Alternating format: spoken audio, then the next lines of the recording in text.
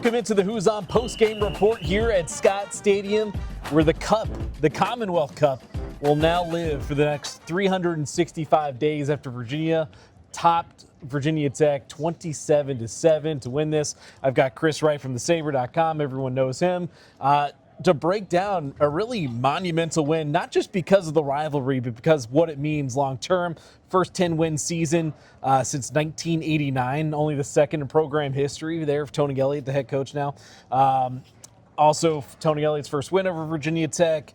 You know, all the 19 out of the last 20, you can toss that aside for now.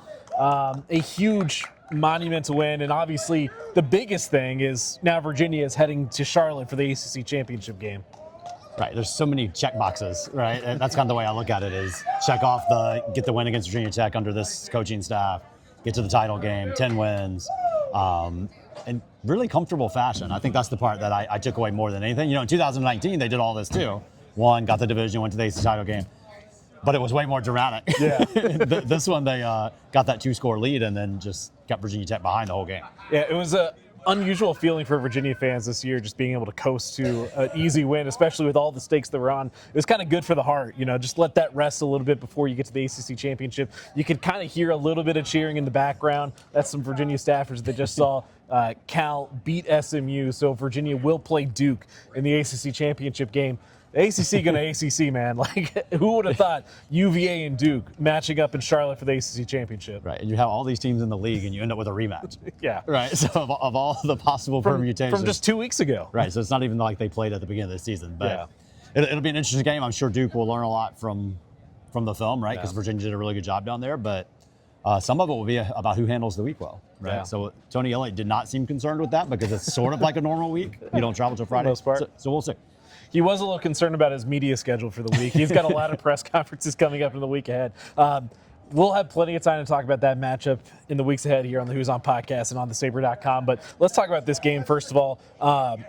Chandler Morris, 182 yards passing, didn't have a passing touchdown, had a rushing touchdown. It was his first rushing touchdown since the Florida State game. Had not made it into the end zone since then.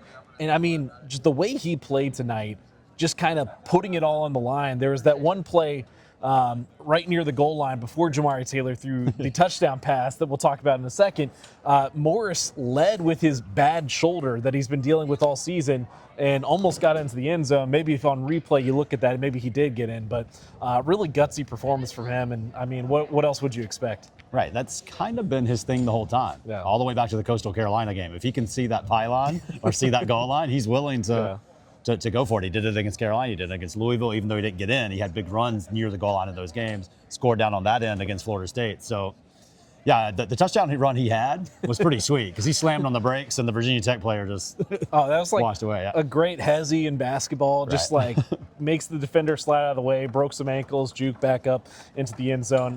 But a solid game from him. Jamari Taylor became the first ACC running back since Will Shipley at Clemson in 2021 to throw for a passing touchdown and have a rushing touchdown in the same game. The offensive coordinator in that game, of course, was Tony Elliott, now the head coach here at UVA. But Taylor, again, disappointingly was left 3 yards short of getting to 1,000 yards. He'll have to do that in Charlotte now, but continues to be one of the most impactful offensive players in the ACC. Yeah, great story, right? From the beginning of the year, he's been such a major part of what they do and such a tough runner. You know, way back early in the game here tonight, he really kind of fought his way to get extra yardage and kind of set things up. And he's been doing that all year. He's willing to keep grinding away to get those extra yardage. And then the pop pass, right? The pop pass was cool to get a touchdown pass too. How would you grade the form? Right? So my camera was on Ennis, so I actually got Ennis catching the football. But the interesting part to me was they went to the direct snap a lot. And we had talked about that, the two of us, like, hey, it's your bread and butter, just do it. Like until somebody stops it, just go for it. And Virginia Tech did a good job early in the game kind of balling it up a couple times, even though they ended up scoring on that drive. But you could tell they were prepared for it. So it was the perfect team to call it against because they were so stacked up on the line that as soon as they drifted up, it was a pretty easy play to make, I think. They used it on that opening drive for them where, they were it got 8 yards on it. Like it works every time. Yeah. So it was good to see them go to it multiple times. The only time it didn't work tonight was, I think, when Harrison Whaley took the snap. So every time, Jamari Taylor takes that direct snap, it's almost guaranteed something good would happen. Offensively, the only other thing, Cam Courtney, career high, 6 catches tonight. They really featured him in this offense because Cam Ross went out with a hamstring injury. Tony Elliott said that he talked to him after the game that he was going to see him in Charlotte. He'd be playing next week. We'll see what that looks like for Cam Ross.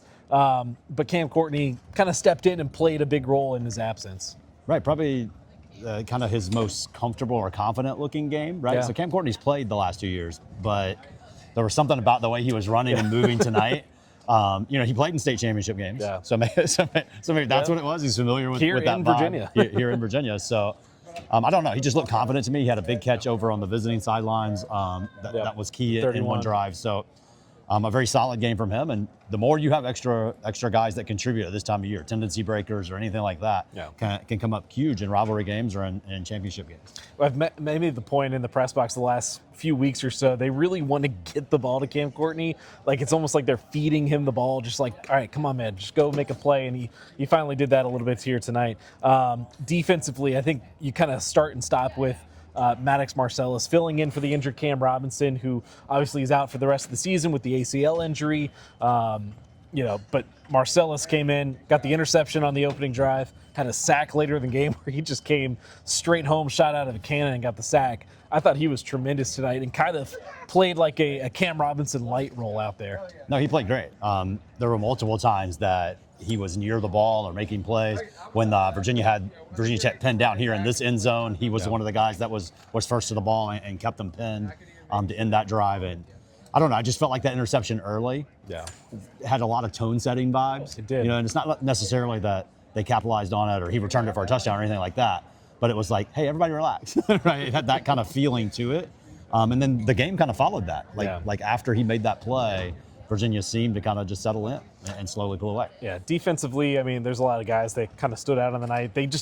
Tech couldn't do anything against them. They get the late touchdown there to ruin the shutout. It would have been the first shutout since 1991, which is also the last time Virginia won by 20 or more points against Virginia Tech in this rivalry game. So it's been a while since they had a dominant, complete performance like this in kind of all phases tonight.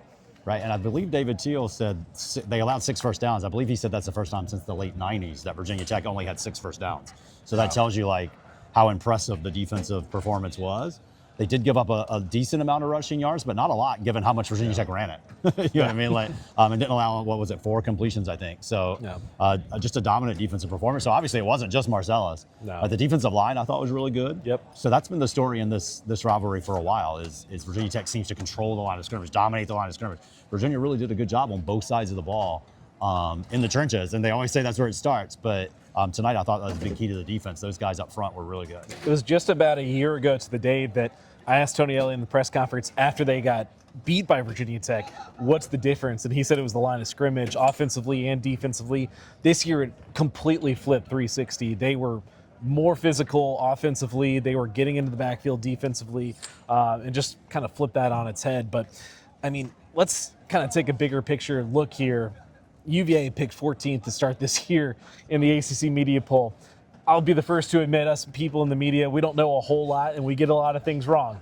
I did not have them 14th in the ACC. I'll be the first to say that. But for this team to they've talked the talk all year. And, sometimes you hear that and you're like, all right, well, yeah, everyone says I'm going to go win a championship or I'm going to go, win 10 games or whatever. They actually did it. They followed through on it. You can say what you will about the schedule, but you still have to do it at the end of the day. We're seeing that all over the ACC. Right. Like, other teams have easier ACC schedules too, and they just haven't been able to do this. But for what they did this season, I mean, it's really a testament to just kind of the culmination of what these last 4 years have been.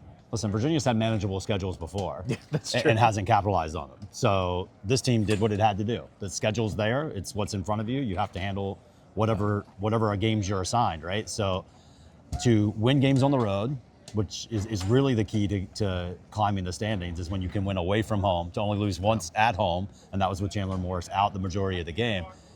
really set the tone for getting to Charlotte. And they had said all along, TLC to CLT, right?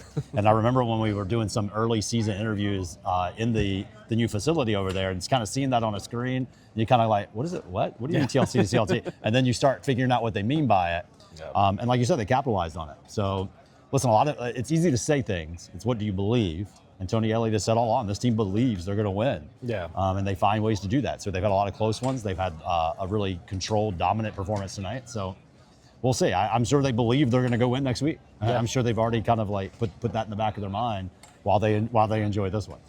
Real quick before that, this rivalry, it was kind of a weird game this year because, Virginia Tech is in the middle of a very down season by their standards. They've obviously already hired James Franklin as their next head coach, but everyone still had a little bit of voodoo around them. Is like, all right, are they actually going to be able to go out here and show that they are the better team? And I thought that was the most impressive part, is not only did they win, they showed they were the better team, which just traditionally has not happened in this rivalry in a very long time. Right, I got asked that a lot this week, right? Is Virginia going to win? Is Virginia going to win?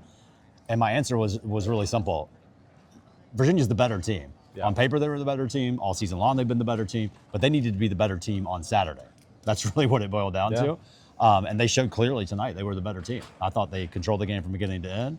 I thought they won both sides of the ball. They had no special teams gaffes other than the one little sort of shanks punt by Daniel Sparks, but that's really more just a mishit than a major special teams disaster.